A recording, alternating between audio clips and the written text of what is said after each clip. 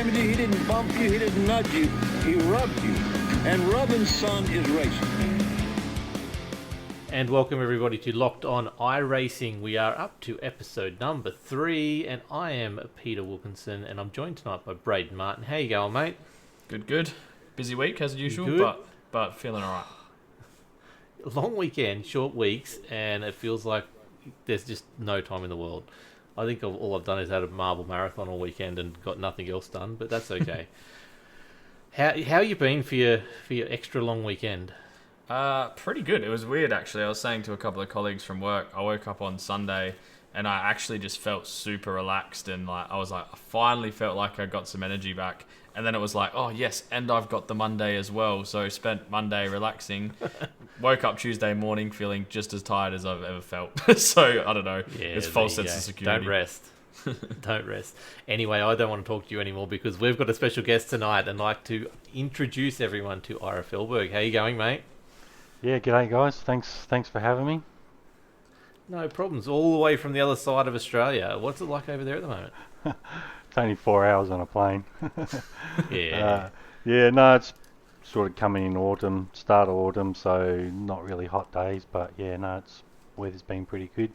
We've got a cyclone coming early next week, so that could be interesting. I did see that. That'll be very interesting. We've had enough rain over here, so you guys can keep it over there. Just I wouldn't mind a bit of rain. I grow veggies for a living these days, so rain's good. Oh yeah, you want all the stuff we had. So I grew up in Port Macquarie, so shout out to all those people who had 700 mils in a week, and then just recently we've had about 150 mils just overnight, just up here the other night. So I don't want to see rain ever again. Oh no, not ever again. It's good. It's been good anyway. Especially if you're growing fruit and veggies, you want to get as much as you can. 150. That's too much, but in 1 hit. Anyway. Yeah, it was, and so Australia. That was the first thing back. Yeah, first thing back to work was, okay, you can't deliver parcels there because it's flooded. You can't deliver parcels there because it's flooded. We got vans bogged. It was a good fun day, first day back. So anyway, let's get into who is Ira Fehlberg. So let's have a quick rundown. Just tell us a bit about yourself, and then we'll get into some actual proper questions, mate. So basically, I'm what you probably call old these days, just a couple of years shy of 50, I think, next year. Yeah, I'll be like 50. I live in Bickley Valley in Perth, born in Canberra, moved over here when I was about year 8, and then just kind of lived here ever since, done quite a few different things for work, had like a whole 20-year career as a painter and decorator, and did alright there, Painter of the Year, Master Painters a couple of times, and got to paint some, I kind of got lucky, right place at the right time, but unfortunately for me I was good at it. But it was one of those things, I just kind of did it after high school, and I was always going to do something else, but yeah, the phone kept ringing, and it was good, don't get me wrong, and like I said, I got lucky and I painted, Gina Reinup's place and Jack Bendit and some people like that, so that was cool. But yeah, and then went out, that sort of went into TV, got a job on a fishing TV show and as a magazine editor. And then went freelance and did that for about 10 years, and then kind of got to mid-40s and thought, halfway, what am I going to do for the next half? And decided, move up the hill and start growing veggies. That's as you would. That's a very, very good spot to end up once you're over 40, because look, on your own time then, I guess. So what's like the change from TV and painting to growing your own veggies and doing that kind of stuff? How's that? Yeah, it's pretty crazy. And look, what I just glossed over there, right, like, man, I could write a book kind of thing. Some of the stories, well, you got to remember, like, all these people, they like to socialise together, and it was the 90s, and that's about all I'll say about that. But yeah, and we did a lot of footballers, Eagles football players and stuff like that. So it's quite interesting. It has been varied, but I think if you talk to most people these days, they don't generally have the old one job thing. And it is true, it's not really a midlife crisis, but you do sort of get halfway. The other thing is being a tradie, I ticked a lot of boxes there, and it's hard on your body, and I was kind of like, and look, having said that, right, I still do jobs, like when the phone rings, but because the money's too good to say no to, but I kind of just pick and choose, and I do more like interesting stuff now. But yeah, and having the change, it's good. I tell you one thing, a lot of my painting mates ask me, oh, what don't you miss? I definitely don't miss the driving. Like, just working from home makes a huge difference to your life, I reckon. And I think the older you get too, like, you kind of chase money and fame and all that when you're younger, and then you get older and you go, you know what, I just want to, like, kind of have a nice quiet life, if you know what I mean. Don't work too hard. And look, you know, I'm not rich or anything, but I've done okay, so yeah. It is interesting that the worst part was having to do all the driving, and tonight we'll get to sit down and talk a lot about driving. Driving, yeah, that's it. Oh, you know, it's like I'm in traffic. Yeah, no, I've always loved race car driving, but yeah. So let's move into the actual racing stuff, I guess. Ira, how did you get into iRacing? Yeah, I actually was thinking about that. Basically, I sort of knew about it for a while. Always been a gamer, right, since games started, because I'm a kid from the early 70s. And I sort of seen it around, and I'd done like the Gran Turismo comp. They had a Bathurst, like you could win a drive in a real car kind of thing. I'd done that on PlayStation before. And a mate of mine who I was actually racing with midgets at the Speedway at the time, he just sort of jumped on because he already had a wheel and stuff, and he thought I'll just give it a go, and basically just kind of went from there. And we just, the first time I was like, oh, I'll just try it. It's only $10 or whatever it was at the start for the first month. I'll just give it a go. And the first thing I did, I think, was like laps in a sprint car, 360, and like I've raced those things, and yeah, I was quite surprised. Like I was blown away how good it was in terms of simulation. Yeah. So yeah, I just sort of came to it by mistake a bit late in 2017, mid 2017. So just coming up 4 years now. Okay, nice. And so you've driven in real life. Let's get on to that. What have you driven in real life or raced in real life? Yeah, quite a varied amount of stuff. I actually started out. I was born in Canberra, as I said, and so my dad used to race at Tralee Speedway. There's probably a few old boys out there like me who grew up going there every Friday night. And it was pretty crazy. Like, when you think about it, we got to see Steve Kinser and Gary Rush and all these kind of guys. And my uncles, they all raced as well. So it was kind of already my blood. And then it's just one of those things, like, I don't know, how do you explain why you love something? I don't know why, but it's just, from a kid, I was just mad for it. Now, in the 70s, if you're a kid, right, there's not much around to race except for slot cars, because there was no RC, there was no Sims, right, or anything. But just about everyone, like all my dads and all their mates, and they all their sheds and their man caves, they all had a slot car. Now, there was also a big commercial track in Fishwick, and it was pretty competitive. Like the state titles, they used to get like over 100 guys. Like, that's in the 70s, you know. So anyway, and look, it is the same kind of principle as most other racing. It's like you look at a slot and think there's only one way to drive that turn, but there's actually multiple lines. And the same principle of how fast you accelerate, when you brake, how much you brake. They're all the same things that lead to, like, quick lap times. So anyway, I kind of started out racing them, and found out when I was about 8 years old I was actually not bad at it. Won a race, got a trophy, and I was kind of addicted after that. And then had a drive in a go-kart. My old man got me a drive in a kart, Canberra go-kart track actually, and Mark Webber, by coincidence, was a member there at the time. Young kid, about the same age as me, but I didn't know him obviously from a bar of soap. And I just remember from the first drive, like, I kind of shit my pants, but I wanted to do it again. And then I didn't really have an opportunity because life led me in another way. My parents separated after that, and I moved to WA. I went to a boarding school, so I kind of had 4 years there where I just wasn't really doing anything. And then by chance, one of the guys at the school was racing karts, so obviously we struck up a friendship.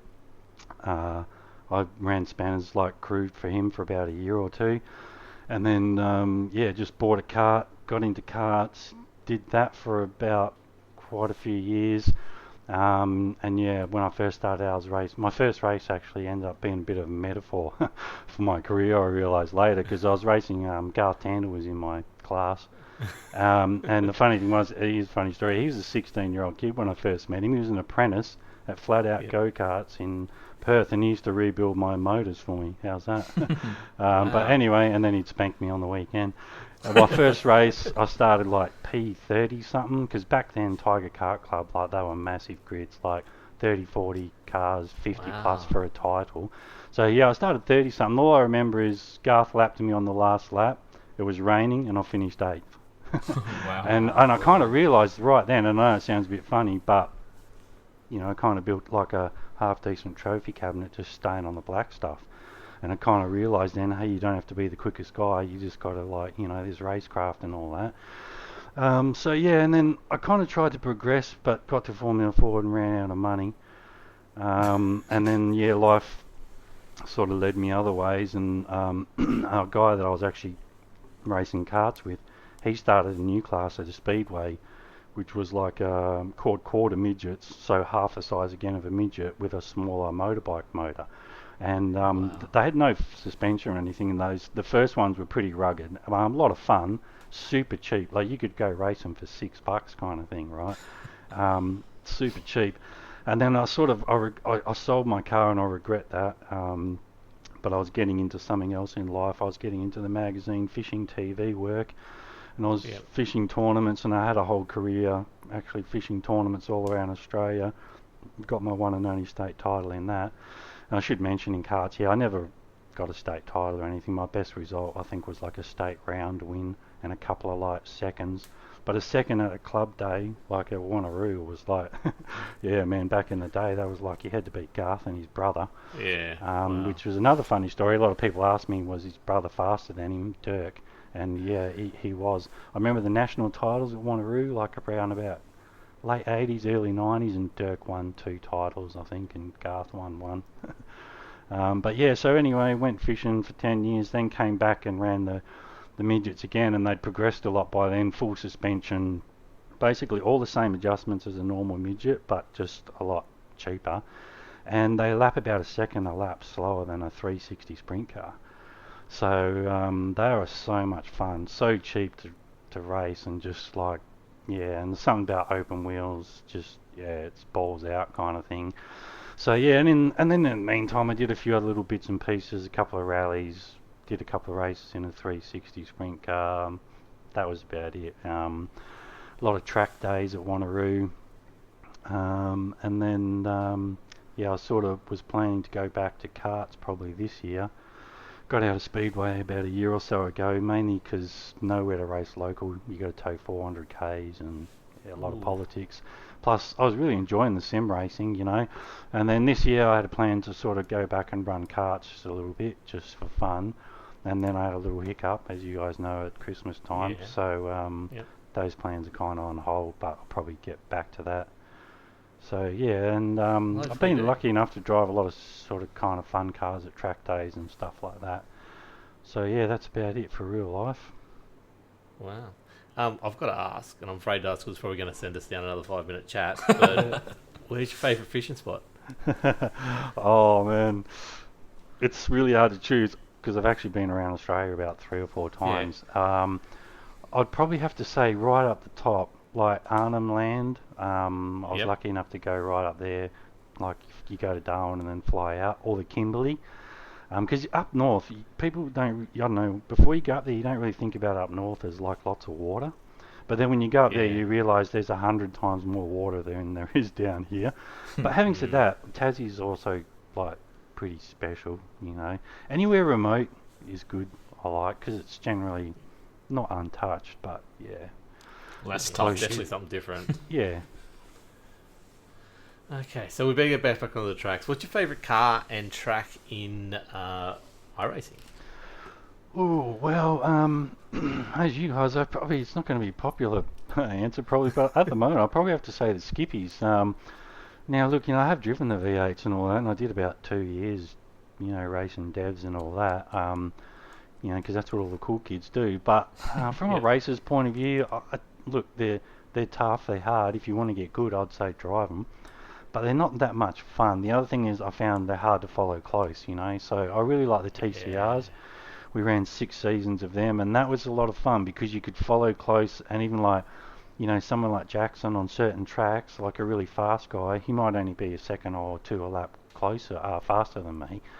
So yeah, but same with the skippies, just because, it's funny, like, you talk to these racing car drivers, and you probably all know the famous one, right? When everyone asks Ayrton Senna what was the most fun, he'll say karts. And it's interesting that, once you've raced a bit, people ask me the same thing. I was like, well, usually the simplest stuff is the most fun. And that's what I love about the skippies. They're pretty simple. The racecraft is like just the epitome of racing, really. So yeah, at the moment. But having said that, like the other fast cars, the Dallara, I've been doing that for the endurance races, and I like that because it's just like it's a proper race car. It's got good grip, it makes serious power, and someone slow like me can still blow the jaws off the GTEs. Yep. I think that's what we were definitely throwing that around what we rode when we went to do enduros. We're like, let's just go to the Dallara for a bit so we can at least overtake people. That's all right.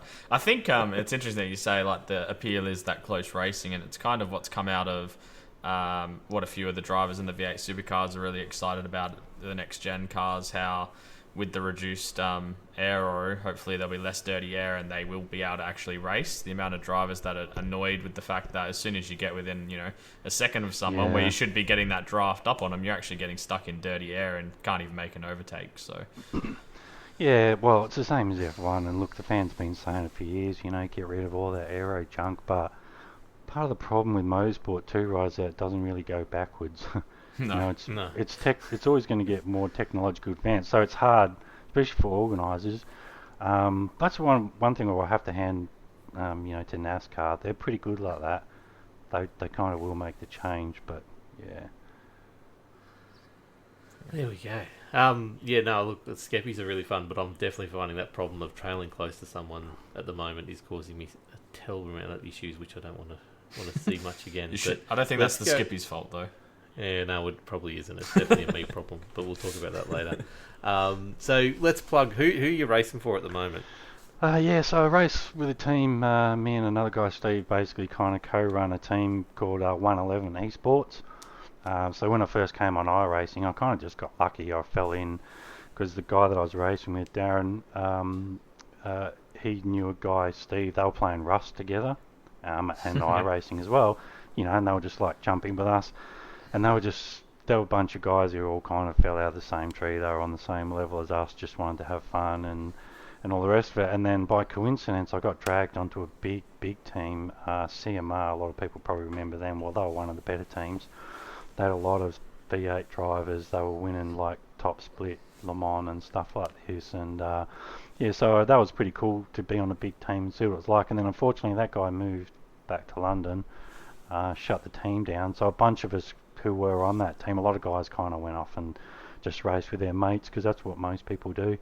And about 10 or 15 of us kind of stayed together, and there was a couple of guys who sort of went away for a little while, and then they've come back, and we got a good bunch of guys now.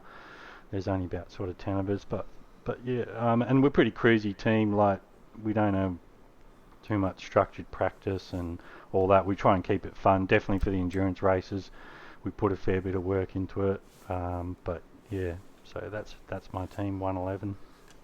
Yep, cool. I see plenty of them going around the skippy track as well. Yeah, it's been funny because at the start it was just me, and then slowly then Jason came across, and then I kept telling them, hey, they're a lot of fun, and they're like, yeah, and then one by one, and now there's like 6 or 7 of them in there. So say one by one by one by one by one. every time I look around, there's a 111 car. It's good to see, though. It's definitely good to see. So, obviously, we've got you on for a special reason because you do run Ozicar. Now, there's many different versions of Ozicar series going around. Skippies is obviously the one we're in and where we know you from, and the major one that's running. But what led you to start Ozicar in the first place? So when I first got on iRacing, I kind of, one thing I kind of skipped over was I've also got, one of the things I've done for a job over time is event organisation. All sorts of different things from speedway to fishing tournaments, state mountain bike events, all different stuff. So it's one of those things, if you kind of like it, you kind of gravitate to it. And I kind of knew at the start because I saw all the hosted and I was like, hey, this has got potential, because you can control everything. But then I thought, no, let's go do some other leagues for a while. get some experience, get a good feel for the system before you go jumping in.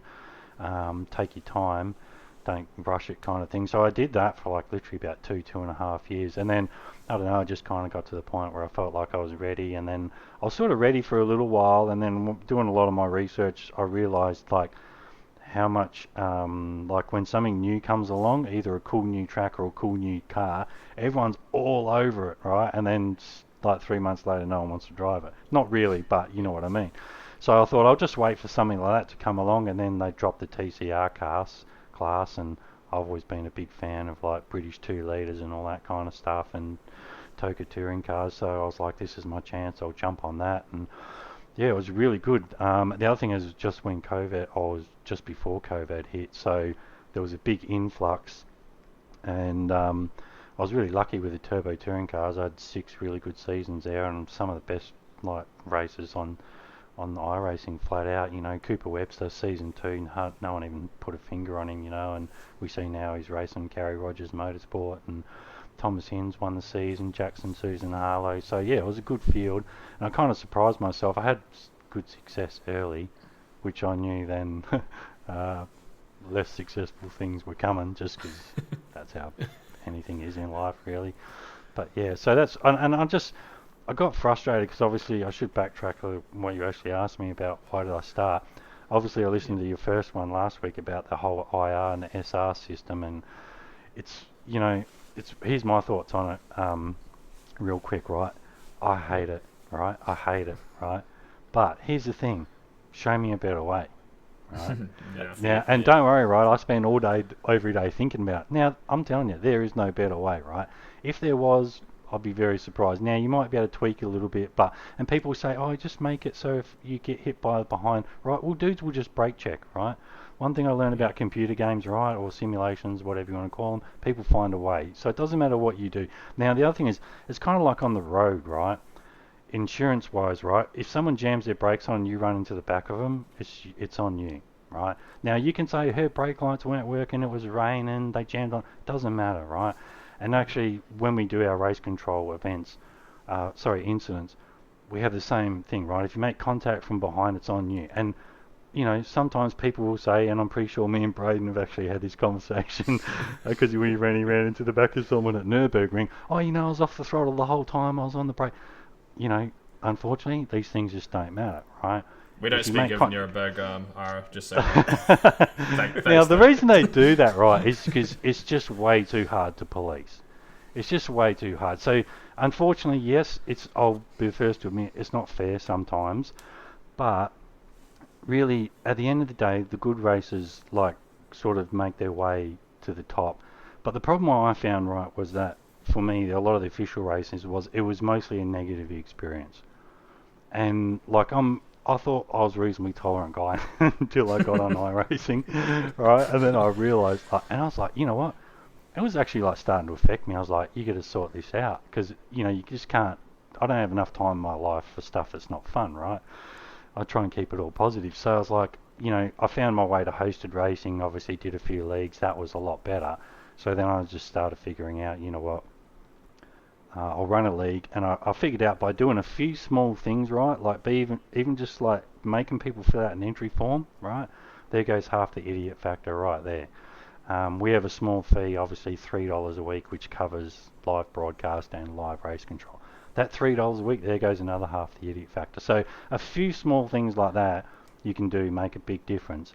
And so yeah, really it was just because I just wasn't having a lot of fun, but I could see the potential was there, and I was like, there's got to be a bunch of guys out there that are just like me, who just want to race, and they will give room. Like, we still race hard, don't get me wrong, but you guys see, you know, it's pretty respectful.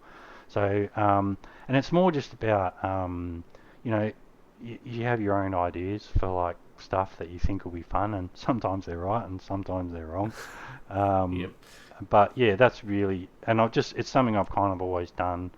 It's just something I enjoy doing, like the organisation part of it, and yeah, I've been good at it in the past, so that's really what led me to starting it. Yep. So what's it like running a league, I guess?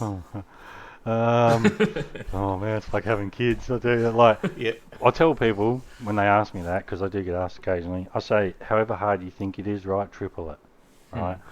It's a lot more expensive than you think too. Now, by that, what I mean is, like I used to race real cars, right? So to me, sim racing is like cheap fun, really. But having said that, you know, in the first 12 months, I'm in probably close to about 10 grand already, right? Now, most of that's been paid for by drivers because the fee covers part of it. But I think like in most of those series, you've got to get about 30 cars to break even, and like, you know, I make up the rest. There's a couple of people, shout out to Dennis Hancock, he gives me a few donations to help out, stuff like that. So yeah, it costs more than you think. Especially if you want to do it properly. Now, here's the other thing too about it is it changes quick. Like, just even in the last 12 months, like 12 months ago, right, you could start up a league with live race control and live broadcast and people were all over it, right? Now, you guys know yourself, and I'll be the first to admit, I've tried it. There's a couple of things I've tried. They just haven't got any cars, right? No one showed up, pretty much, right? And they were live broadcast, live race control. So all of a sudden, 12 months later, that doesn't cut it anymore because, you know, everybody else has progressed as well. The other thing is there's a lot more leagues out there. Like Jay will tell you, like, you know, in the last 12 months, like tenfold kind of thing. And a lot of them go through the similar kind of thing, like Gentlemen's Sim Club. I'll give them a shout out because I did a race with them about 12 months ago, right? And I'll be honest, like, it was pretty average, like dudes ramming each other and all this kind of stuff, right? But those guys, they knuckled down, they did the work, and by coincidence, I'm actually doing race control for them for another business, 247 race control on Monday nights. And I had 2 weeks in the GT3s, like 30, 35 cars, not one incident. So they went through the same process as everybody else, you know, and they figured out, okay, you do this, you do that. So all of a sudden the bar's being lifted. So yeah, it's constantly changing. It changes fast. You got to be super organised, and I wouldn't recommend it to people who don't like a bit of the, you know, the back works kind of thing.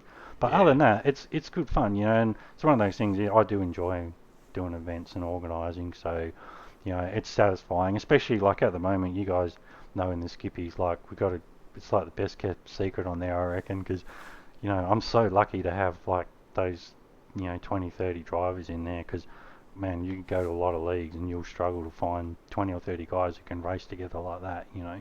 Yeah.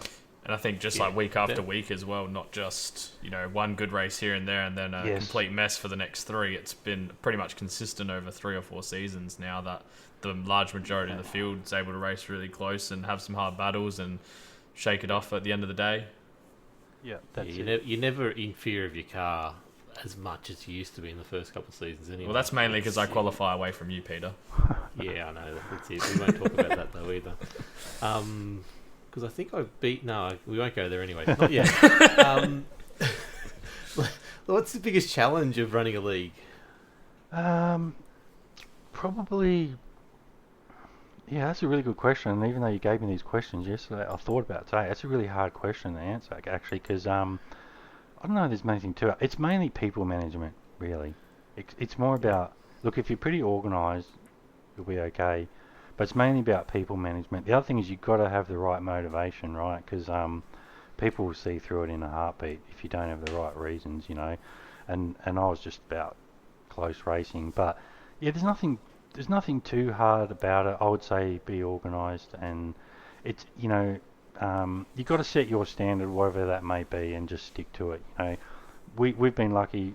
We've only really had 1 or 2 bad eggs in skippies in 6 seasons, and those guys, they generally don't last anyway, you know. So yeah, it's a bit of a tough question to answer, but there's nothing too tricky. But I'd love to know like what people want sometimes, because here's the thing too, right? You can do surveys and run a race, and you won't get the same answers, kind of thing. Just because people say that's what they want, it's not necessarily what they'll do. I'm still trying to figure a lot of that out, to be honest. Yeah. I think Braden, we're only talking about this today, weren't we? Yeah. Or yesterday, about even podcasting. It's like we've got all these people listening, and it's really good, but getting them to actually interact with us is interesting. Oh yeah, super tricky. Like, actually, that's one of the things I would tell people about leagues. You know, how you communicate with people makes a big difference. Because if they have to do anything to reply, you're not going to get a lot of feedback. So yeah. No. That's right. Human We're definitely finding behaviour. that. It's a bit of a hobby of mine as well. Human psychology. Yep.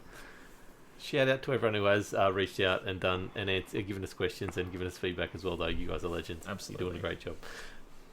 What's your favourite part about Ozicar so far? Yeah, probably just the friends I've made. I reckon. I've had so much fun racing, and because I am just honestly, I'm just like a racer through and through. Like when I was a kid, before I had Hot Wheels or anything, I used to race pegs around the clothesline. So I would literally just race, and I just love racing. I don't really care where I come these days. That's not true, but it is, and it's mainly just the good fun. I just having the amount of epic races I've had, like with guys on there, and it's mainly just I could pretty much go anywhere in Australia now, and I would know someone, or New Zealand. Yep, definitely. Is there anything you wish you knew before you started Ozicar? How expensive it is. Yeah, I was going to suggest that as the answer before I even asked the question, but I figured that's what it would be. It is and it isn't. And look, one thing I'll say about the money, it sounds like a lot, but the other thing is it's spread over time. So, and like I said, I'm not rich or anything, right? But I've done okay. I'm not really racing real cars anymore, so I don't mind spending a little bit on it, so to speak. So, I don't know. That's a really tough question. We do give the hard-hitting stuff here on Locked On iRacing. Yeah. Yeah. I might have to pass on that one. Okay. So, I don't even remember writing this question in. This might have been Braden's one. But in an ideal world, what would you like to see Ozicar turn into?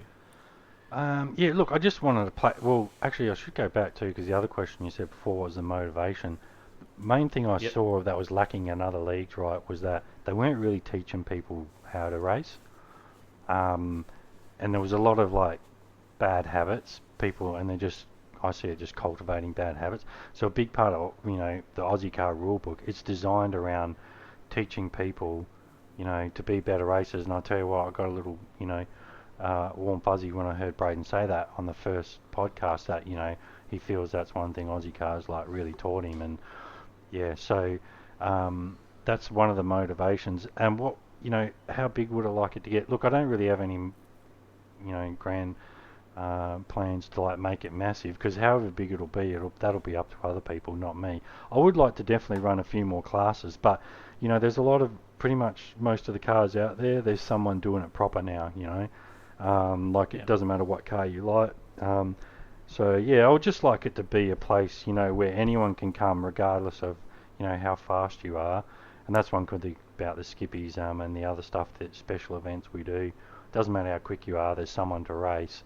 And just know that you're going to come, and look, okay, things are going to happen, but, as best as possible, we run to trying to make it like as close to the real thing as possible, in terms of like, and it's one thing I've learned about events over the years, right? I always used to say, right, to people, the people that are winning and the fast people, right, they're coming anyway, right?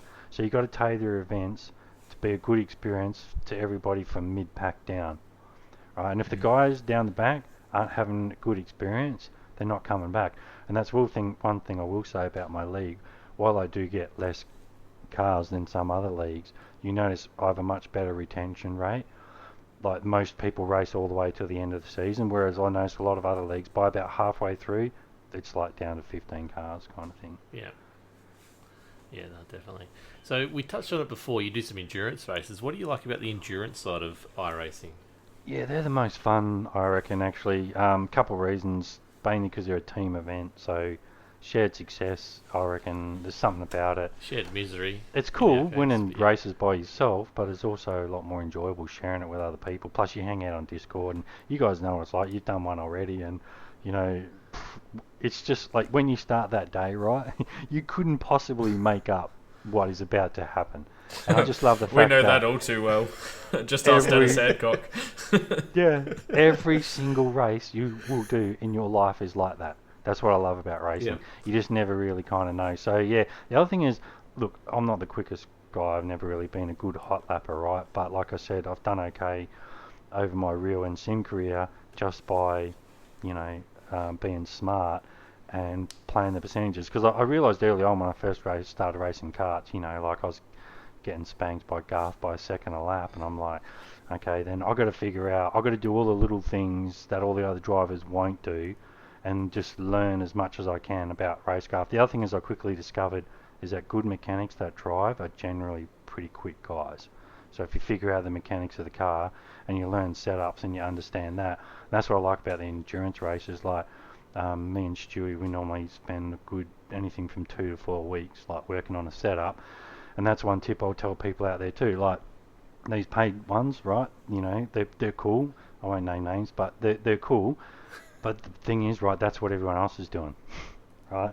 And I've got a saying in racing. I used to coach, like do a bit of coaching too, right? And one of my sayings I used to say all the time, right, was, if you do what everyone else is doing, then you are everybody else, right? And you know, I've had good success in a few different classes, and people have said to me, "Oh, how do you do that? How do you change class and get to the front?" I say, it's a simple formula, right?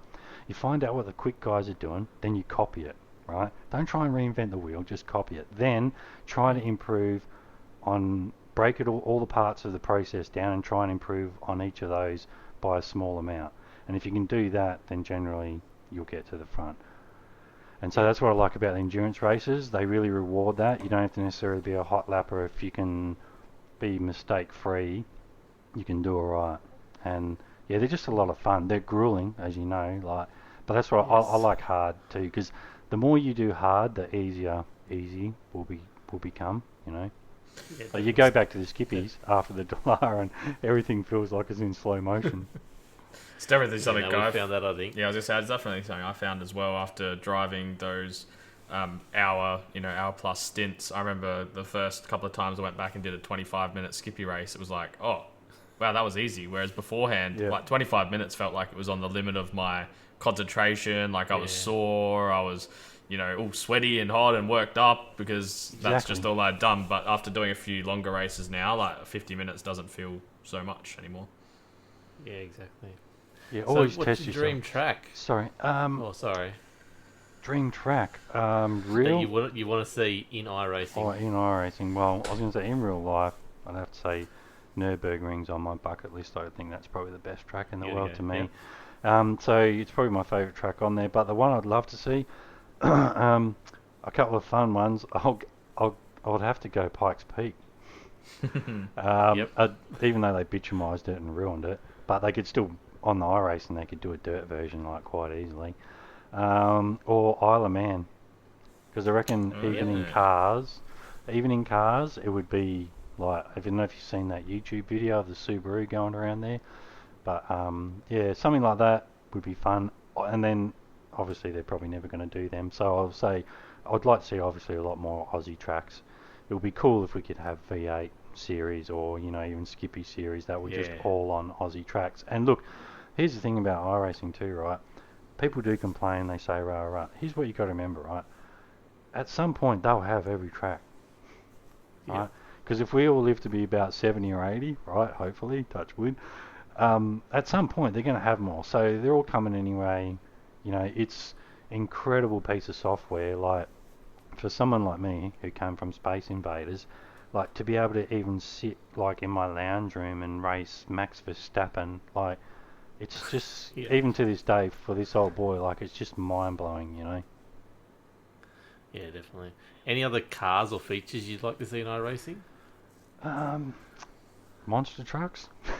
Yeah.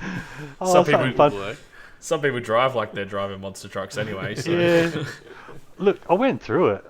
They pretty much got everything covered. I mean, you could probably think of a few things here and there. That'd be nice.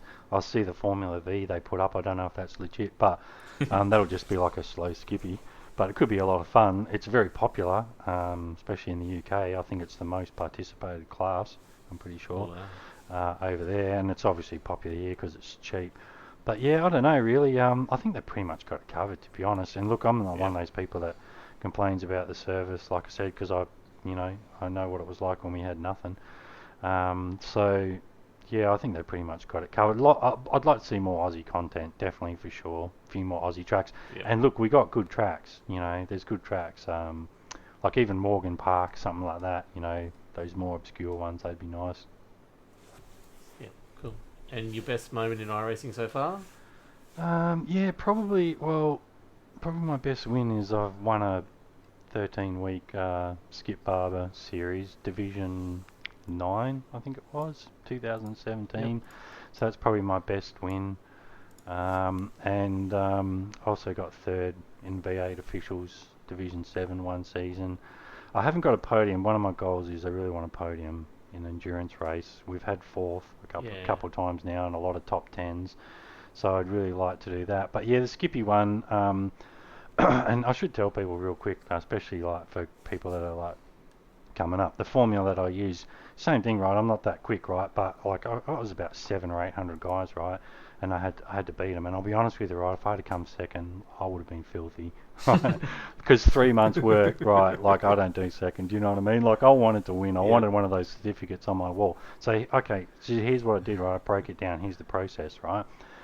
I figured most of my lap times, right, I was only getting down to about a second, like, you know, when you get that last second, right, but it takes about 5 days. So what I would do is I would start practicing the track that comes up next Tuesday a week in advance. So when that track drops on Tuesday, right, I've already been doing it for 5 days. Same thing, I'm giving myself the maximum chance to be on the pace, because I know if you look at the results, right, it takes everyone a day or two to kind of get it dialed in, right? The other thing is they do obviously, you know, the scoring works 1 in 4 if you do more than 4 races, 8. So I would just do the best splits that I could and practice, so get my times down. So as soon as they open, and then each week I'll generally only do 4, sometimes more if I got beat up a bit, and then just keep my best result from that. And I just literally, like, I had a training program. I was driving 2 hours every day. I made myself just practice. Wow. And I'm sure, like, I'll be interested to see what Chris Purnell says when he comes on, but I'm pretty sure he'll say the same thing, right? So the number one tip you can tell people about motor racing, especially that last little bit always takes like the longest, you know. So I basically just did that for like 3 months and stayed super clean. You know, if someone come up on me that was quicker, I just let them go, tried not to hit anything. And yeah, I ended up getting P1 by about 3 points, which I worked out was like 1 car position over 3 months. Yeah. Jesus, well done. That is definitely a very good moment in iRacing. So since we've spent about 40 minutes on the interview part, we better move on to what we've been up to in iRacing and what we've been watching this week, so the rest of the podcast. Thank you, Ira, though, for that time. That was really interesting, and I really loved having the chat with you. But you're going to hang around for the rest of the podcast. That's the main thing. Yeah, so no worries. Yep. We are going to be talking a lot of Ozicar anyway, because that's about all we've been up to this week. And can I say, Scops was not on this week, so we've got nothing to talk about there. So that's for you, Ryan. Let's start with let's see what Braden's been sitting there doing nothing for a while, enjoying the listening. What have you been up to for the last week, mate? Yeah, so sort of got back to getting into the skippies this week, actually racing some in officials, which was nice. So I only just tonight started practicing for Interlagos, which is tomorrow night, so that's probably not really ideal. So it'll be interesting to see how that turns out. But so what Ira was saying about practicing for a week out, you're just ignoring that good straight in. Well, I only got the advice just then. You know, give me a chance to implement it. Okay. So we obviously had last week's Enduro at Okayama, which we'll get into the results of those a little bit later. So we did that. I don't think that happened. Sorry, I can't remember that. But I did do about 4 races at Suzuka West in the skippies over the Easter break, which was really fun. Had some varying results. They were all top split races, which was really cool. Unfortunately, I had my internet drop out in one, where I was probably sort of mid-pack in top split, so I was sort of on track for a little bit of a gain. And then another one, I actually had someone, as Ira would know about, the red mist had appeared in his visor. So going into, I guess it's turn 2 on Suzuka West, the sort of right-hand 90-degree turn, he got rear-ended by someone and got spun around and ended up just in front of us. And then we sort of followed him around for a lap, and I got a good run on him out of turn 1.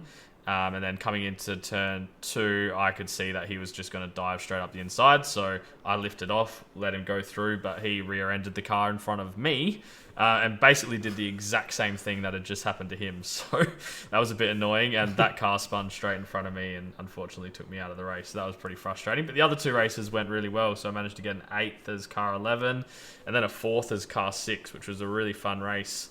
I actually streamed that race because I didn't stream on Thursday. I wasn't feeling too well. But the 2 fastest guys in that race were like 4K iRating, and I actually managed to lead a few laps because they sort of had a bit of a battle a little bit too hard early, but then got back on my tail and sort of just stalked me for a few laps and then ran away with it by about 6 or 7 seconds. But I actually really enjoyed the West track, which was really fun. I know we did the East track for Ozicar. But I actually really enjoyed the West track, so hopefully that gets chucked up in the Ozicar series soon, Ira. Yeah, I think the reason why we didn't do that, or I'll have to double check, but the pit limit, because it's only I want to say 25 cars, but I got a feeling they might have updated that. Okay, cool. Because they're going through them slowly. There is a lot of tracks that only have like short pit limits because they're short tracks and they use the alternative pit.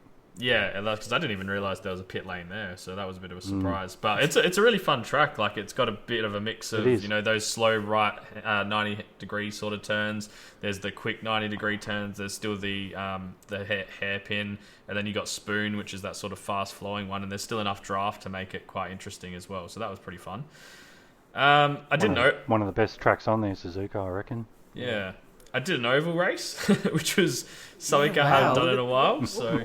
What are you doing, mate? Who is this guy?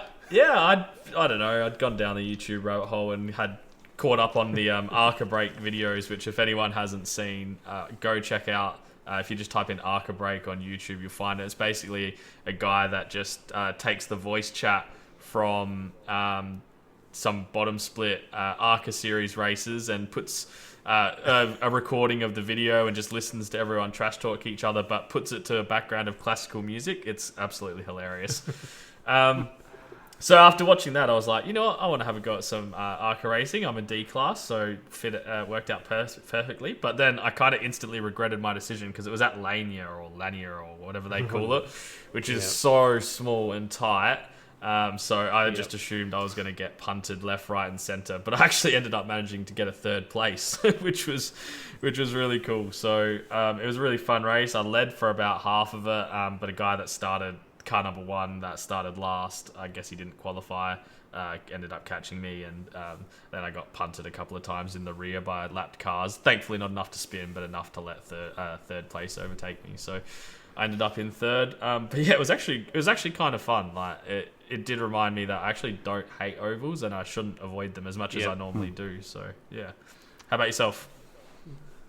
Well, I've been going down that oval rabbit hole as well. We'll get on to skippies and other stuff in a sec. But yeah, I had after the podcast last week, I got back onto the super speedway, the iRacing super speedway in the trucks in the Gander series, and was a lot more confident, but still not confident enough. Like, it's still my problem any series. As soon as I'm behind someone, if I feel like if I'm going to hit them or anything like that, or they're coming up behind me, they're going to hit me, I get out of the way. And in trucks, when you're trying to keep momentum up, that's not the best thing. But I tried to be a bit more positive this time, and we got to the final caution. I think we actually went green, white checker, because it was that close to the end. We got the final caution, and I had a straight truck, and that's all you can ask for. Like, I've got a car that's going well, the tyres were still good, and I was up in the top 10 or top 6, I think, actually, going to the final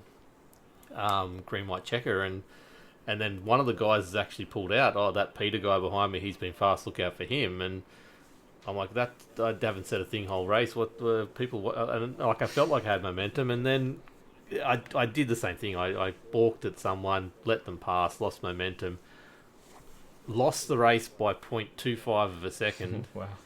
But came 8th. Wow. Yeah. There was 7 other cars between me and the front of the line in a quarter of a second. It was phenomenal finish. So really, really good fun. And then I got back in there today, and they're at Chicagoland this week. So first time trying that out, and felt like I was about a second off the pace. Quickly played with brake bias just before the race started and found a little groove that saved me a little bit of time. And all of a sudden I was on pace once again, kept the car straight.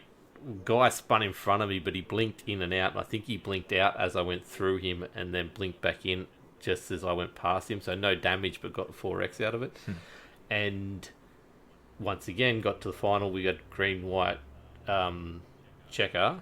Again, sitting in the top 10 with a straight car, good tyres, because we had a caution beforehand. We stopped to got fresh tyres. And what I found is too, because we had a long stretch of green in the middle, my tyres were actually a lot better than everyone else's. So obviously I'm okay with tyre management in the trucks, and because all of a sudden there'd be people you'd be following them, all of a sudden they just start drifting off because they've got no grip on the corners. Shout out Nathan Verney. And but yeah, like Verney, I thought there was a few Verneys in this race, but it was good because then all of a sudden I was in the top 6 or 7 and holding my own. Then everyone got fresh tyres and I was sort of dropping off again. And then yeah, green white checker, end up coming 8th, I think it was, with a car of like, I think I was actually number 3 because it was a fairly low split, but you know, I was sitting at 16, 17 of a 20 pack most of the time. So coming home in 8th with a straight car was pretty happy. So very nice. Till the guy rear-ended me after the finish line and got me another 4X. That was 8X for the race. But yeah, definitely enjoying the trucks and the ovals again, and I'll get an Xfinity race in sooner or later once I get my So I was going to say, there's a lot of good hosted oval races, because I do a lot of oval racing. Actually, most people don't know that, but that's actually what I'm not bad at, because it's mostly strategy with a bit of technique. Yeah. Whereas road Time is actually management. mostly technique with a bit of strategy. So oval, but there's a lot of good hosted ones. You do them and then you get a feel, because a lot of it's just about how to follow and how to move up. Yeah. Yeah.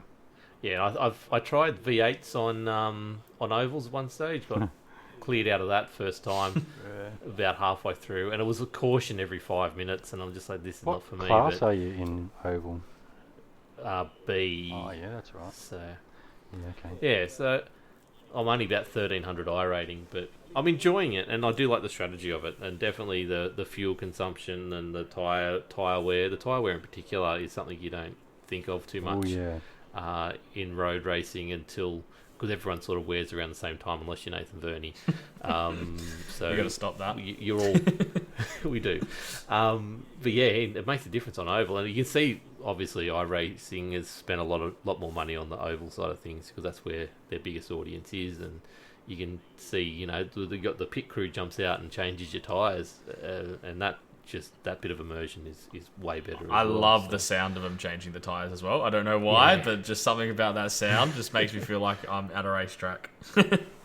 Yeah, definitely. So, no, I've been really enjoying it. So hopefully do more trucks, and then I'll get my confidence up, and we'll have a race by the end of a season, and I'll jump in and do a league somewhere and see how we go. But just still learning the craft. But obviously Interlagos this week is officials, and it's also Ozicar, so I'm using that chance to race in the officials this week to get my practice for Ozicar, and had an absolute shocker yesterday and today. Both times I had a phone call from work just before, either during qualifying or just before the gridding. And today was a actual thing where I took the phone call and went, okay, I've got 2 minutes, I've just got to quickly say something and get off.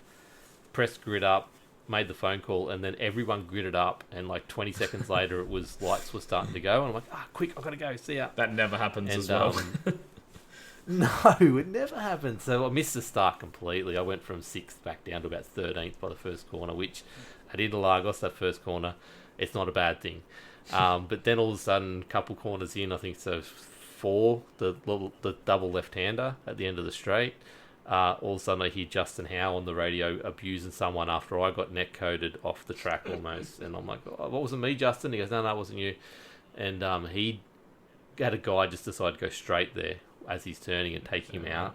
I've had a guy rear-end me, and then the guy behind me's drifted into my net-coded tyres about a tyre width off me, which didn't give me any damage but spun him, and there was just chaos. But ended up coming home 7th. Feeling like I was almost back on the track, but we talked about it before the podcast. It's the first time I've seen just a really foggy track in a long time. So kept the temperatures down around the 24s. The first time I was racing Interlagos, and it actually said temperature is decreasing about like 2 or 3 in.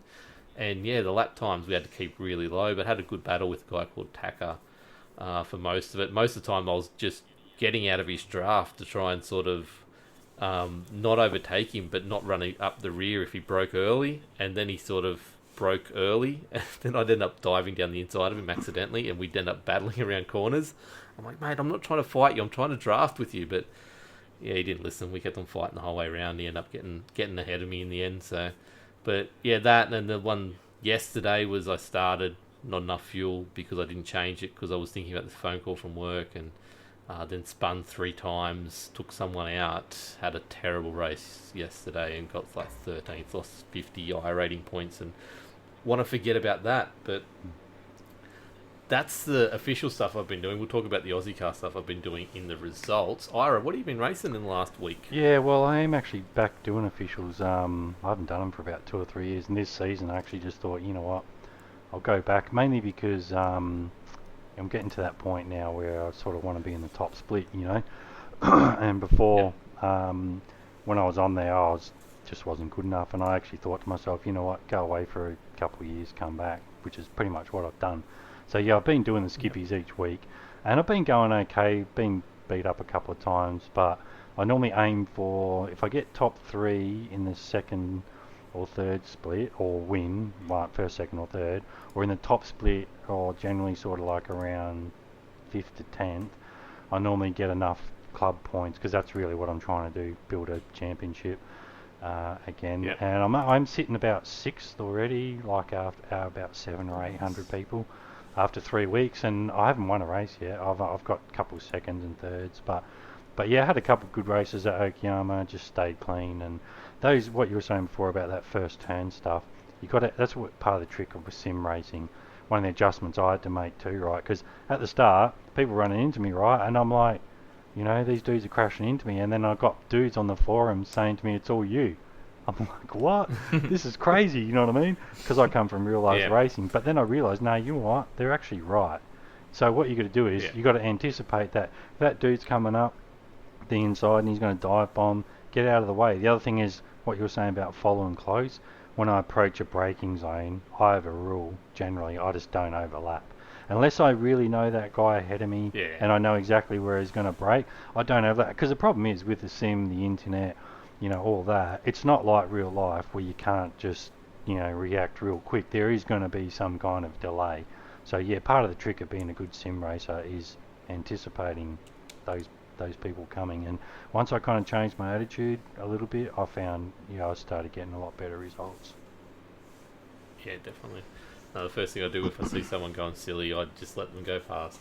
Yeah, that's it. We had it on the weekend actually in Ozicar Tin Top Cups. I don't know how far I want to go into that. We may as well. Is that all you've been racing? I do the ovals, I should say as well. Yeah, I do cup cars and Xfinities. And same thing. I've been sort of getting a couple of. I think I had a win in the Xfinities, and the cup cars. They were at the super speedway. So yeah, that's not. Once you know how, they're normally pretty easy to actually be in the top couple. And a lot of that is just survival. But Chris Purnell will be able to give you a lot better tips about ovals than me. You're giving away our guess, actually, if you've been watching our social media. Yes, Chris Purnell's next week. We won't plug him too much. He's already famous enough out there. We don't need to do that anymore. But yeah, no, he'll give us heaps of pointers. But I guess we'll get into the results. And I was talking about the Easter Tin Top Cup GT3 versus V8s over the weekend. I want to start there because that's my highlight of the week, and I don't want to talk about anything else. It's all downhill from there. Yeah, you did really well, mate. Much. Well done. Yeah, definitely. It was funny because there was a story I was about to tell. Was I was sitting there on the grid and I was talking to some people in the same Discord as I was, and the people who were actually watching the stream, and I said, let's watch out for that certain V8 car that's behind me from practice. Let's just let them past, and they will make a mistake in the first couple of corners. And sure enough, turn 2, they went flying off into the dirt and was never seen from again. So that wouldn't have been the car that rear-ended you coming out of the pits, would it? No, I didn't get... oh, yes, it was. It was that guy, yes. In the practice. Yeah. So yeah, and yeah, just happened to be the person behind me on the grid, and I'm just like, yeah, nah, I'm good, I'm out. That'll be fine. We won't go there. So, yeah, no, I had a really good result. Obviously, came as Ira said, I came fourth, best Ferrari on the track, and it was one of those things where we were talking about before. Of it was just me. I was 2 seconds a lap slower than everyone else. I knew that I wasn't going to get any faster than that, but I decided last minute, because I was trying to go to the Lambo, and just decided last minute that I definitely wasn't safe enough in the Lambo, and I definitely wasn't going to like compete by spinning off. I needed to actually be, staying on the track to have any chance. And then I realised I was using three litres a lap in the Lambo, and then I jumped in the Ferrari and I was only using 2.6 litres a lap. And I'm like, well, there's 0.4 of a litre a lap. I'm going to definitely save either time in the pits or maybe even a stop. And so I went with that, and it came down to the end of the race, and a few people had to duck in at the last minute and take fuel, and the safety car had obviously brought us together, so that meant 20, 30 seconds, and 2 seconds a lap doesn't really matter when you've got to spend 20, 25 seconds in the pit to grab some fuel. And yeah, got fourth, best Ferrari, and kept a clean race, 1x over an hour and 50 minutes. So yeah, it's very good. I wasn't expecting that at all. But Ira, you were race control. How did you enjoy the Easter Tin Top Cup? Yeah, it was actually a really good race to watch. Would have liked to probably had a few more cars, obviously, but Easter and all that. Yeah. We still had a good field there, and like I said, it was actually with a little bit more tweaking. I reckon that V8 GT3 thing's got potential. Because Daniel, he drove the absolute wheels off that V8, and even in the guys, because I realised in testing, if you get a good driver in a V8, he's actually going to be quicker than most GT3 drivers, or about the same. Would have been nice, like I said, to have a few more V8s, but a bit of tweaking, because there was a couple of cars that did have a bit, could run a bit longer on fuel, but it's one of these things you don't really know until you run a race and get a bit of data. And Luke Swan, who won, he obviously did a good job, because most people don't realise, I don't know if you guys know, but he pitted under green. So when everybody took their fuel stops under safety car, but he decided to take one under green, and for a good sort of third of the race, maybe even longer there, he was sort of sitting back, but yeah, he knew there was going to be another safety car before the end, and there was, with about half an hour to go, and then his strategy paid off. So that's quite interesting. I thought that the fastest way was actually not pitting under each safety car, but pitting once under green. Yeah, definitely. I noticed he was obviously up front for ages, and at one stage he was going to lap me, and then all of a sudden I found him behind me, and he wasn't catching up too much, and I thought, okay, this is interesting, but he was obviously fuel saving back there, and he knew what he was doing. Looking after himself, because then all of a sudden it was that last safety car, and he just flew, just absolutely vanished from where I was. So the official results for that one ended up Luke Swan, as you said, coming first, Tim Corn coming second, so another Ozicar Skip Barber driver around the ranks there. Luke Swan not in the Skip Barbers at the moment, and Dennis Hancock managed to bag himself a podium as well, which was really good to see. That was pretty good, because he got turned around on the first lap.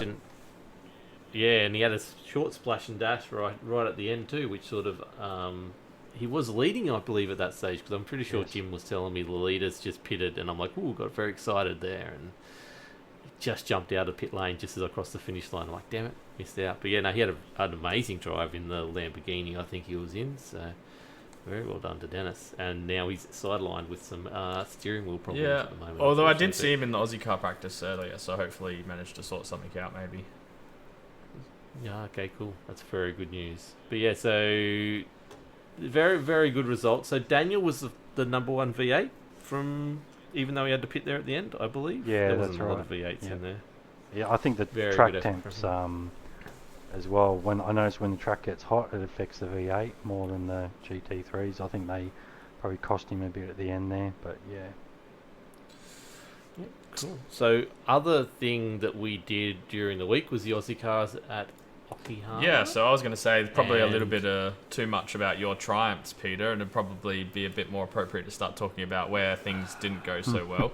So, Where did you qualify? by the Well, way? that's what I was going to say. I was going to start by saying it was kind of back to normal scheduling, except with a little bit of a twist this time around, where I did manage to finally get back in front of you after that week of disruptions, but it didn't go well in qualifying. So I only managed to set. I think I managed to set my best lap on the last lap, but it was looking like my first lap was going to be my best lap pretty much all the way up until the last turn. So I don't think I qualified well at all. I think I was down in P14 or. I think I was 14 and my teammate Nathan was down in 16. But it was actually a really, really fun race. Was it? Well, depending on what car you were sitting in. So started off pretty hot into the first corner, and then on lap 1, I'm pretty sure it was Daniel Hedderscheid came together with I forget which car it was now going into the Tim. Yeah, heading into that right-hander, and I saw him sort of come together and tried to get onto the inside to get away from him, and thought Daniel was going quite slow, so I thought I'll easily be able to get up the inside, but he probably wasn't going quite as slow as at first thought, so I was sort of up his inside, and it seemed like we made contact. I thought we did, but when I went back and had a look at the replay, it was a bit of netcode, and I actually messaged him after the race, and he said he didn't even realise that we had made contact. He thought he'd just spun, so that was sort of nice to see. But from there, it was sort of all up. I lost the draft a little bit early. Couldn't quite stay on the back of Dennis Hancock, I think it was. But by the time the safety car came out, which was quite early, managed to jump, I think it was Mark Jeffrey, or it's either Mark Jeffrey or Darren Lasue in the pits, which was nice. So I managed to gain a spot in the pits, and then had pretty much a massive battle with one of your 111 cars, Jason Fewens, for most of the second half of the race. He had a bit of an incident that put him behind me. Thankfully, one of the Milo cars did Milo car things and decided to take out Alex John and himself. That was Russell Clark. So that gave us a bit of a boost up as well, and it looked like Jason and I were going to be sort of fighting for maybe a third if we're able to stay with Chastity, but we couldn't stay with him, and we ended up finishing 6th. Alex John managed to catch us up, and teammate Nathan went from 16th to 7th as well, which was really good to see. But there was some good finishes all the way through the field. I think maybe Dean Russell might have had his best finish, I think, in 11th. I think that was probably one of his better finishes. And the battle at the front was really good with Ben Snell and McKellar, like it's been all throughout. I think the broadcast was really well done this week, because there was a lot of good racing. Yeah, shout out to Jay with the best commentary we've had all season as well. So good having him in the commentary box. For So sure. what went wrong for you, Peter? Okay. Look, I actually had speed to start with, and that was really interesting. I was keeping Nathan Verney behind me, and Dean Russell, as we just mentioned, was in front of me, and we were sort of having a fairly good battle where Nathan couldn't get in my slipstream, and I couldn't quite get past Dean. Scott then came out after his unfortunate dropout, so he was 3 laps down, so his computer had died like yours, and then come back up, and 3 laps down, and then jumped into the fray as well, and I think that sort of balked me a little bit, and him and Dean were definitely fighting, and I did that thing where I'm just going to brake a little bit earlier, let these guys have it at turn 1, and then all of a sudden I saw Dean's gearbox coming straight at me at a terrible rate, and I'm like, what have I done here? How have I misjudged this so bad? Put on the brakes, and then as we're talking about rear contact, I'm trying to avoid rear contact as much as I can, so I pulled to the right and then spun it, and somehow spun it luckily across the apex. Nathan Verney somehow missed me. Still don't know how, but unfortunately what I'd done is I'd left a trail of smoke behind me, and then Shield Crawford had come around the corner through the smoke, and I'd gone back to neutral instead of first, had revs going, so I couldn't get it back into first, and he cleaned me up because he couldn't see me. There was nothing he With could that do. new smoke bottle, you just can't see anything when you're coming up to it. It's crazy.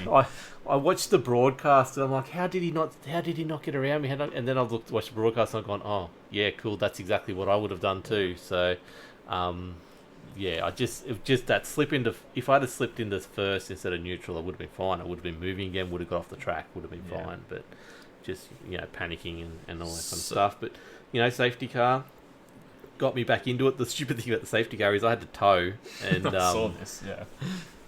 2 minutes to tow me in, and then all of a sudden the safety cars come out with 55 seconds to go, and the tow's gone back out to 2 minutes. And I'm like, oh. And then didn't you get a penalty because you were pitting when the pit lane was closed or something, or you exited when it was closed? Yes, I did. Yeah. That's right, I did. Yeah, I got pitting under because the tow came in. I was at the pit was closed, so I got a penalty for that. I'm like, this is not my night. So then raced around, luckily got the wave around, got the black flag cleared, and then got to the tail of the field, and then started afresh. Was racing really well, was back around sort of that 11th spot again, and feeling pretty good. And then for the life of me just went, I've got to pit here, because I'm not going to have enough fuel. So jumped into pits, and figured I wasn't getting anywhere with the cars in front, so I'll jump in now, get some clear air, and try and get past them with an undercut. Went into my pit box, went, tyres, quickly changed tyres off and all that kind of stuff, and pulled in the pit box, stopped, and then it's gone, okay, you're good to go. And I'm like, no, I haven't got fuel yet. But I put the foot down already, so I'd left my box. Somehow I'd turned off my fuel. Yeah. I don't know how, because it's automatically on, so I didn't even check it. I didn't even go to that screen to check it, because it's automatically on. So I don't know. So I basically gave myself a stop-go penalty, and then had to go around and then come back in and get fuel again, which there's 30, 40 seconds gone. So that was the end of me. So me and Mark Jeffrey had a bit of a battle at the end. And he ended up getting the better of me, because I think my setup was a little bit off. I changed setups last minute, and I sort of was good to start with. Like I said, I was keeping up with Nathan Verney, or keeping him at bay at the start, which is different for me. I usually take a while to get up to pace, but at the end I just felt like I had no pace. So I think that was the change I made, which I shouldn't have in the end. So the official results from that one, Ben Snell, apologies Ben. Ben Snell took first place from Alex McKellar and Chastanoff in third. Alex John and Jason Fewens rounding out the top five, and that was a pretty good comeback from Alex, who was Alex John, who was hit by Russell pretty early, so managed to fight his way all the way back up to fourth. And that leaves us with Ben Snell first place on 295 points, Alex McKellar on 277 in second, so he's got a nice handy lead there. And then James Chastanoff in third on 275. And where it gets interesting is the mid-pack now. So Nathan Verney fourth, 258, Russell Clark fifth, 254, then Sean, Jason Fewens, Dennis Hancock all tied for sixth on 243, and then myself on 239. So from basically Russell down, so fifth down to ninth is about 14 points, so 15 points, so sort of can go any way from there. And then the team's points, and then about 100 points back is down. Then the team's points, Van Diemen Racing 549 points. They're going to be hard to catch now with my misfortune a couple of races ago. They are first from Sharp EIT by Tech 1 on 497, and White Knuckle Racing, which is Dennis Hancock and Sean Doyle, in third on 486. Well done to all involved. I'd ask Ira your opinions on the race, but we're sort of running a little bit long on time. Was there any highlights in that for you, though? No, I sucked anyway, so don't worry about it. Literally, hey, I spun every there. lap on quali, started dead last, got up to about 12th or 14th, and then the safety car came early. Then I ran into Murray Jeffrey on the restart, just ran out of talent. Hit the back of him, broke a wheel, and then had to do a splash and dash at the end. I think I finished last. Oh, it's okay. You weren't many behind me then, so you'll be right. Yeah. So, look, we'll quickly jump into ANZCAR trucks. The No Cup this week, but the trucks did race, and I'll just do a quick rundown because the end of the race was pretty one-sided. So Chris Purnell, our guest for next week, took pole and led for most of the race, for most of the start of the race. Him and Michael Skurlock, his teammate, were 1-2 there for a while, but Andrew Dyson basically came from where he was and got up to him, had a bit of a 10-lap battle with Purnell before finally getting past Purnell at turn 1, and then went on to win the race by 17 seconds. Oh, wow. Over Chris Purnell's second, and then Neil Pearson got his way up to third, so helping out that championship position for him, and Luke Trahar, as always, in that top 5 in fourth, and Aaron Major coming in fifth.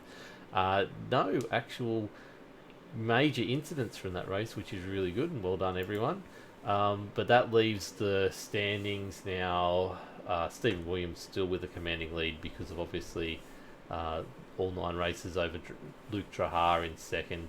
So that's a 65-point gap from 279 down to 214. Riley Curtis, who I'm watching the end of the broadcast, and he seemed to be spinning on every corner, but just shows how hard those things are to drive around the Circuit of Americas. Really, getting these things around anything other than a left-hand turn with the tyre wear that they have is a really hard job. But he's holding down third really well. Cade Donnelly in fourth, alongside Matthew Raymond, equal there for fourth place. Ruben Phelps in sixth, and Skurlock jumps up a spot into seventh. And that second place for Chris Purnell gets him up to ninth, up 4 places. But keep in mind, he's only competed in 6 of the 9 races so far, so he's 3 races off, but only about 130 points off the lead. So actually 109 points off the lead. So well done. We'll have more to talk about next week with that. Ryan Jones was, I think, at the 6th hour, so he didn't actually get to compete on Monday night.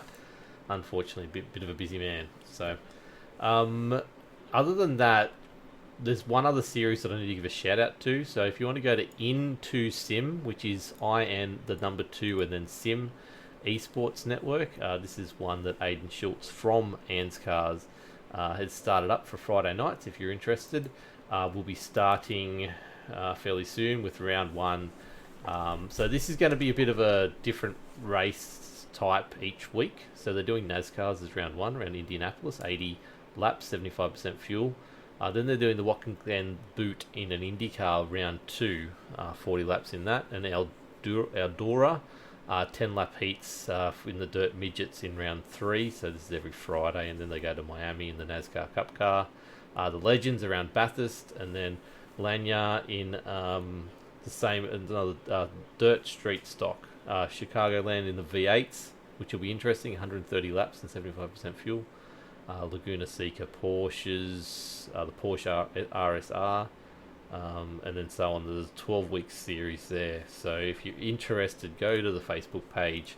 There's a link to the Discord. Jump in the Discord there. It's going to be a live broadcast, and also trophies and individual and team championships and everything like that. So go check all that out every Friday starting the 23rd. And I'll just give we'll be covering a quick shout out to the Gentlemen's Sim Racing Club that I was talking about earlier. We'll try and get a bit of a write up for the next week for them as well. I know their season just finished for the multiple championships, so we're just working on getting something organised, and we'll try and get some results and give some shout outs to the winners of those leagues before next season kicks off in about a week and a half, I think. Yeah. And if you want to get your results put on in our podcast, let us know on contact us at lockedonlads.com, or jump in the Discord, which is always at lockedonlads.com/Discord. Jump in there and you can feed us the info directly, or hit us up on the Facebook page, Locked On Lads. So, but definitely we're going to, like I said, running late. We'll jump into the news, which I thought there's not much news this week. Sweet, there's a little patch on the 31st of March, and there's some banner improvements. There's some improvements to it's all UI stuff. Results, the settings are getting changed. Test drive resolved. Resolving an issue with damage values, and then up next, there's all little stuff that we didn't really need to talk about. And then all of a sudden, I log in today to do Interlagos, and there's a patch, and said patch is basically working on the new damage model once again. So thank you, iRacing, for really making this a priority and working hard to get it fixed. Other than looks fix an issue where sparks could appear to stretch when using some replay cameras, and the physics are changed. This is one I like because I saw a video during the week of one of the NASCARs, I think it was the ARCA cars actually, on the dirt Bristol, and it actually got up on the chain fence and kept on driving and overtook the people around the outside when it hopped up off the wall. They've fixed the problem with the chain fence stiffness and damping where have been reduced to prevent drivers riding the walls and driving on the fence. So shout out to actually who found that out accidentally and then used it to their advantage. But shout out to iRacing for fixing that as well. But basically they're reinstating the new damage model on a lot of the cars that they did pull it away from, which includes the ARCA, the NASCAR Chevrolet, the Ford Thunderbird, the old 1987 NASCARs. But also, if we scroll down, the main one we're obviously interested in is the Skippy Barbers have had a major rework or refix up. So the new Dimension model, several adjustments have been made, including wheel strengths have been adjusted, wheel yield limits have been adjusted to allow minor damage more easily, vertical brake limits on wheels have been reduced, broken wheels are easier to detach. It's interesting. Noise and rear wheel vehicle stiffness has been increased, but the areas remain fragile. Fixed an issue where the hanging nose could behave erratically, and spring dampeners may now brake independently from wheel mounts. So what do you guys think of that? We'll start with you, Braden. Yeah, I haven't had enough time to really test it out and see what it's all about, but any step is a good step in the right direction just about at the moment. I think most stuff seems like it's been, like, for instance, the wheels are easier to detach. Well, that's a minor problem. If your wheel's broken enough that it's about to detach, you're already in trouble anyway. But I think the main one for me is just that nose and rear vehicle stiffness has been increased, but like they said, it still remains fragile. So that was probably the biggest problem that I've had so far, is just like, even that crash I had at Suzuka West, where I ran into the guy in front of me. Like, beforehand, I'd normally be able to at least limp back to the pits and get my fast repair, but like I just had zero steering, which meant I obviously had to tow. So hopefully that gives a little bit more strength to those cars. At the end of the day, they're open wheelers though, so don't have contact. Yeah, that's it. There's no more salt to rub in the wounds than when you have a crash and you think it's a minor thing, but you got to tow and you lose yourself so much more time. But Ira, you're obviously running a league with Skippy Barbers. What do you think of those changes? Yeah, it's been good, obviously, because guys know we had a few issues, definitely, and I did get the patch, but I haven't had much of a chance to run it. So yeah, pretty just much mirror what Braden said. Seems good for me on the outlook, and yeah, hopefully, and the good thing is, like you said, I thank iRacing because they're constantly working on these things, and it's amazing. Like, back in the day, you'd have to wait another year for the next version of the game to come out, kind of thing. Yep. So yeah, no, it looks good to me. I had a good read through a lot of the notes, and phenomenal amount of work they're getting through, and the damage model seems to be just getting better and better all the time. The other thing is, like you said, open wheelers. That's a good thing about the Skippies. They teach you to pass without leaning. I think that's part of the problem with iRacing. A lot of people come in there because in real life generally you don't start in tin tops. You start in karts or something like that where you learn how to pass. Yeah, no, definitely. That's definitely what Skippy Barbers have taught me, is not to hit anyone else on the track, especially going around corners and giving them plenty of width. So yeah, I'm trying to do my best still. But look, that wraps up the majority of the podcast. We've got a segment here, but we're not going to get time to do that. There's no chance. We will, in a couple of weeks' time, or whenever we get a chance, we're going to start talking about some of the software that we sort of use on the side. So go into sort of the third-party software that we use to help us get better at iRacing. So if you have any that you guys want us to talk about or suggest, hit us up in those places where I talked to before. The email, contact us at LockedOnLads, or in the Discord, the LockedOnLads.com/Discord. Just quickly, Ira, is there any ones that you want to shout out before we move on?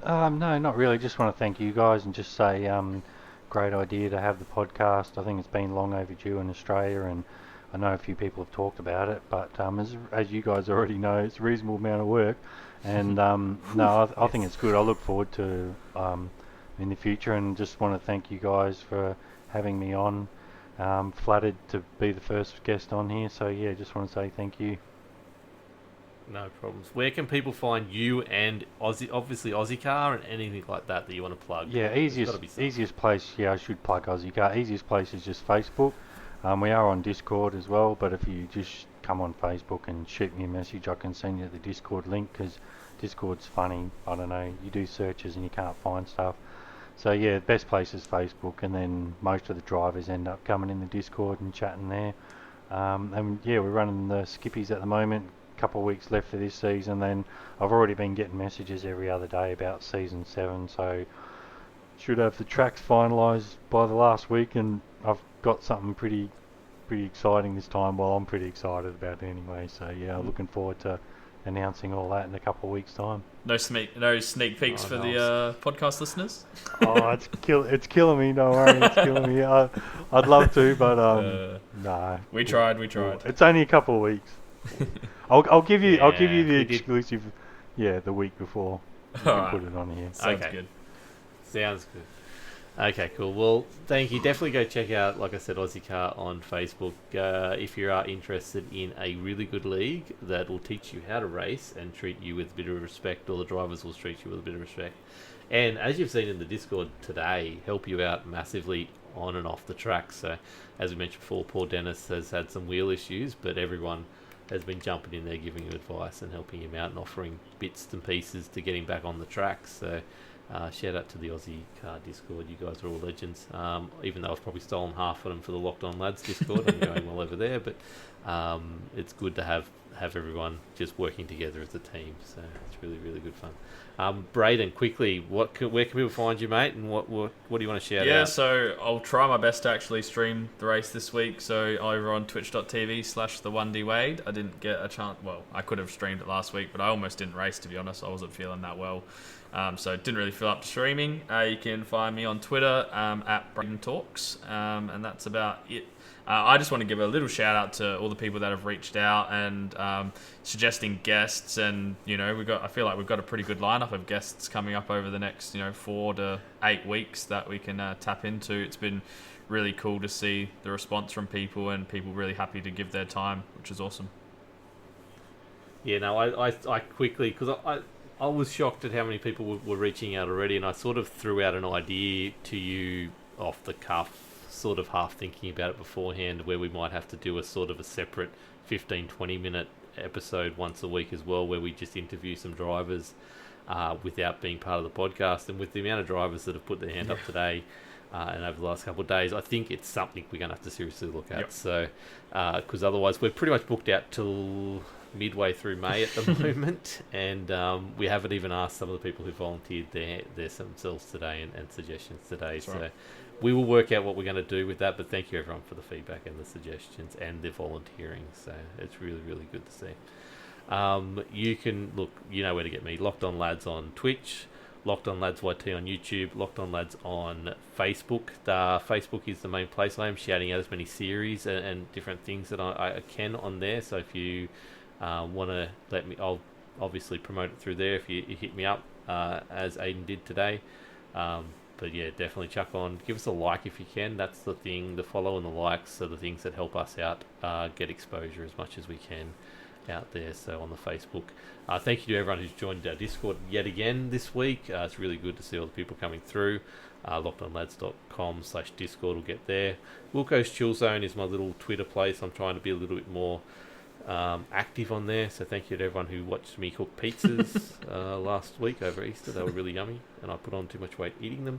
But look, other than that, that's been a podcast. Thank you so much, Ira. You've been an absolute legend, and thank you for being our first guest. And we'll be back next week with Chris Purnell, so get your questions in right now if you want to hit us up at the Discord or the email. Give us your questions for Chris Purnell from Virtual Motorsports Racing, and also he's done a lot of stuff. He's a endurance champion, but yeah, definitely get him in. But thank you everyone, we'll catch you next week. Thanks Ira. Thank you. Have a great week. We'll talk to you later.